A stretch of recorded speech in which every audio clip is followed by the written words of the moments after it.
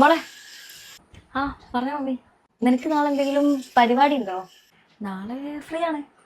ഒന്നുമില്ല. നാളെ ഒരു കൂട്ടര് പെണ്ണാണോ വരാന്ന് പറഞ്ഞിട്ടുണ്ടായിരുന്നു. പെണ്ണ് കാണാനോ? മമ്മി, ഞാനിപ്പം ജോലിക്ക് കയറിയിട്ടല്ലേ ഉള്ളൂ, അപ്പോഴേക്കും ഇങ്ങനെ കല്യാണം കാര്യങ്ങളെന്നൊക്കെ പറഞ്ഞാലേ.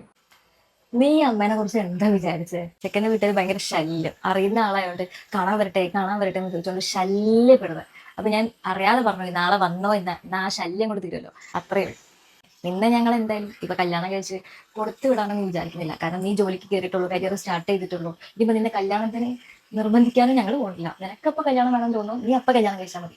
വെറുതെ ബാക്കിയുള്ളവർ പറയുന്നത് കേട്ടിട്ട് എന്റെ മോളെ ഞങ്ങൾ കല്യാണം കഴിച്ചു കൊടുക്കാൻ വിചാരിച്ചിട്ടില്ല. അതുകൊണ്ട് മോളെന്തായാലും പേടിക്കണം. മോൾക്ക് ഇഷ്ടമാണെന്നുണ്ടെങ്കിൽ മാത്രം യേസ് പറഞ്ഞാൽ മതി, അല്ലെങ്കിൽ ചായം കൊടുത്തിട്ട് വിട്ടോ എന്ന് പറഞ്ഞാൽ മതി. വേറെ ഒരു പ്രശ്നവുമില്ല. ഞാൻ നിന്നെ പണിയെടുത്തോ നീ.